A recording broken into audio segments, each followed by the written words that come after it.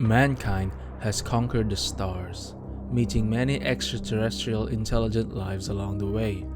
Ever since then, these different races have coexisted throughout many planets. Large multi-corporations have become more of an authoritative figure in these worlds than governments due to their wealth and influence. In one such planet called Velos, several towering arcologies exist that contains thousands of beings from different races. The Ascent group, one of the biggest multi-corporations, owns the tallest arcology on the planet.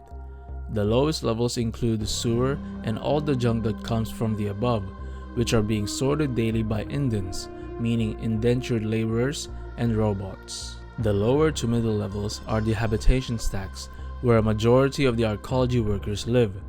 The upper level houses the rich beings. They are not indebted to any corporation, can do anything they please, and also, most importantly, is they actually get real sunlight.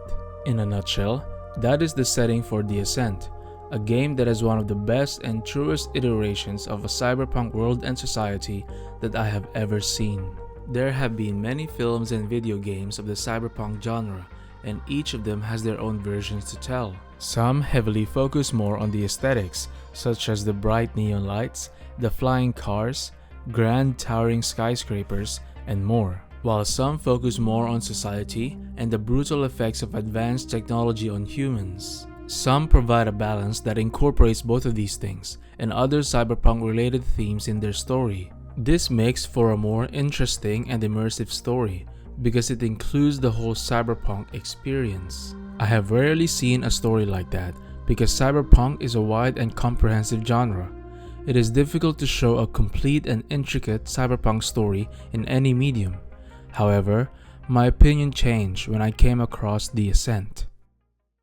This game has one of the best cyberpunk worlds I have ever seen. I was already blown away at the start when I saw the setting of where the game was taking place, a towering, futuristic arcology spire. This is not your typical cyberpunk setting. It has so much more depth because the societal divide is more obvious due to the quaint structure of the city. The lower you live in the arcology, the poorer you are, and vice versa.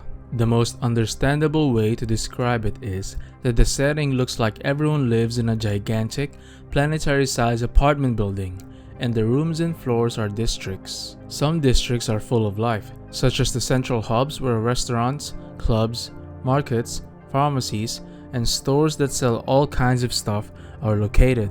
Then, there are also districts where there is little to no life at all because it's been either abandoned by the corporation or destroyed by gang wars. What piqued my interest more is that in this arcology, there are also airports, but I think the better term for this is spaceport because travel in this world is interplanetary.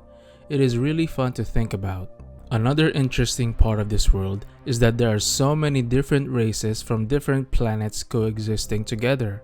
I love how each race has different physical attributes and also their own principles of morality, and most of the jobs that they have reflect those characteristics perfectly. Some races have a stronger sense of taste and smell, and most of them are chefs, while some of the bigger, brawnier races are, of course, bodyguards and mercenaries. There are races where their brains are much bigger than anyone else's, and the jobs that they have lean into the more technical and craftsmanship type. Then, there is a certain race where they consider themselves perfect in an evolutionary standpoint.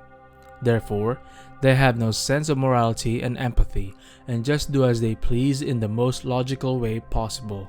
Even though there is no official government in the arcology, this kind of society still functions because the races know their role. This world is one of my favorite cyberpunk iterations. It shows so many different things and I learned a lot just by playing the game. One thing that blew my mind away was the concept of an artificial general intelligence or an AGI, and that in this world, one such AGI is a giant supercomputer that controls the functions of the entire arcology. That was really interesting to think about because it feels futuristic. Other than the stacks of neon-lit buildings, flying vehicles, and cyber-enhanced beings that are almost always the indication of a cyberpunk world, this was something different and maybe even achievable in the future. Another concept that made me feel really invested in this game is the indents. These individuals are heavily indebted to the corporations they work for, and in turn, need to work in servitude under their corporation's arcology for a long time. A majority of the arcology's residents are all indents, and this is how the corporation gets its workforce to keep everything running. The indents have a poor quality of life, and they are also under terrible living conditions.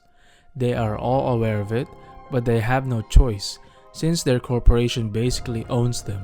Hence, their reliance on stimulants, augmentations, and cyber upgrades on their bodies, a true cyberpunk dystopia.